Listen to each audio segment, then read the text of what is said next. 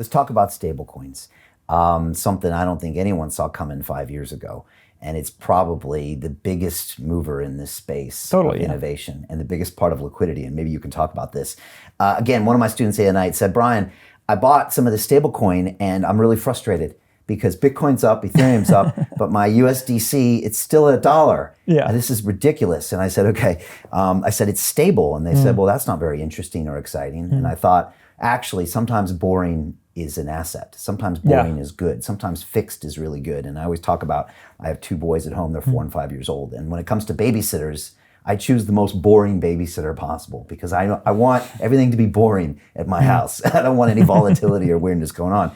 So people will pay for that stability. Yeah. Tell me about, maybe define what a stablecoin is and how has that market changed and how big of a market is it for you?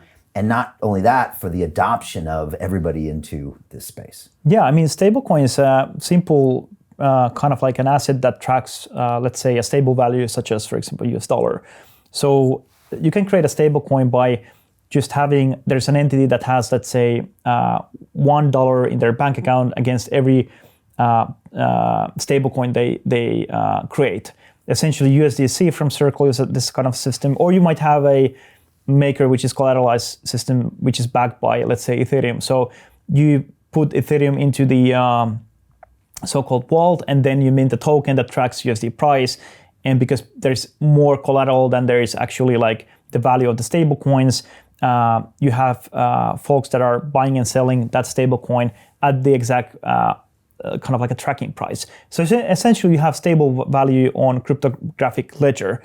And why it's important is that normally when you hold Ethereum, the value goes up and down. So there's not much things you can do. So when we started Eatland back in days, there wasn't any stable coins on the whole Ethereum ledger. So we created a system also where you could borrow 100 USD worth of Ethereum and you need to return 100 USD worth of Ethereum.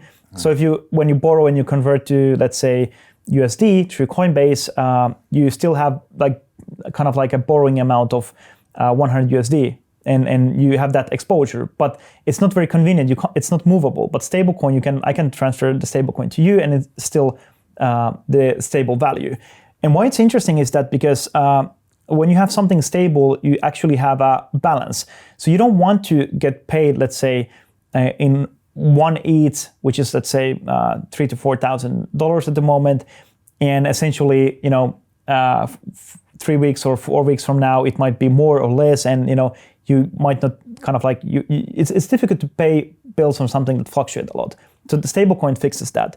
And that's, for institutions, is very important because like when you have stable value, you can do different kinds of investments and use different kind of product because you can quantify things.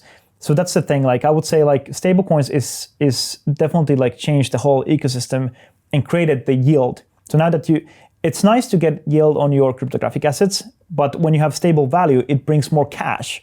Because essentially, Bitcoin, Ethereum, they're kind of like a store of value because you're betting on the network, you're betting on the whole ecosystem, but cash is cash. It's basically follows something that is already like proven, and depending what it is following, US dollar, pounds, or whatnot.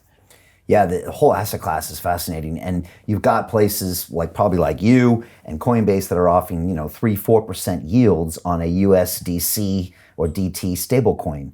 Whereas you go to your bank and you'd be lucky to get 0.25% interest rate, maybe, or 0.5% if you're lucky. If you're lucky.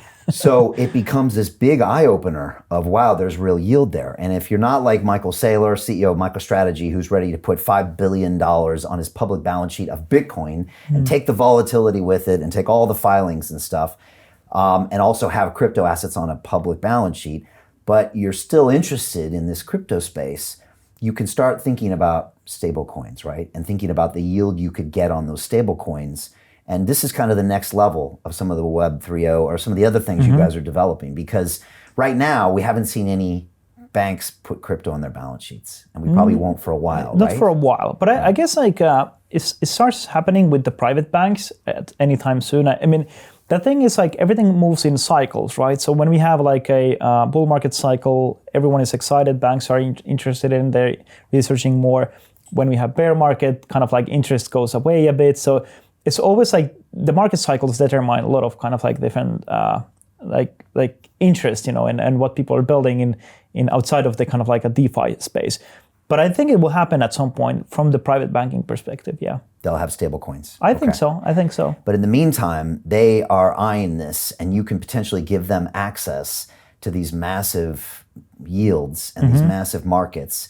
And we know the dollar balance is probably the biggest asset class in the world. Yeah. And so you want to try to stand in between these groups of potentially centralized financial institutions and these decentralized protocols.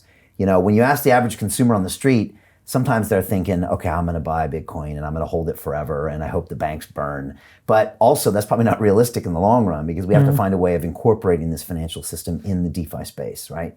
And that seems like that's where a lot of your brain power is going in the future. Yeah, for example, we have been working on this there's a bunch of kind of like institutional entities working together on this Aave Arc market. And one of the things for institutionals going into DeFi, there's already a bunch of institutions depositing into DeFi and using these different kinds of protocols. It's kind of like their risk appetite of understanding what is DeFi and the risk involved. And what we created is this kind of like a Aave Arc market where you have this whitelister entity. So that whitelister entity can actually whitelist the suppliers, the borrowers, and the liquidators.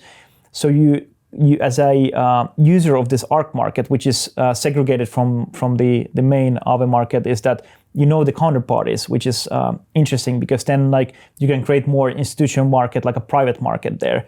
And the idea is to give more like a comfort zone for institutions to try DeFi from this perspective before they enter into, they get more clarity, for example, from regulators, and they can actually access like the main decentralized finance market. It's kind of like a derivative market built on top and segregated from DeFi.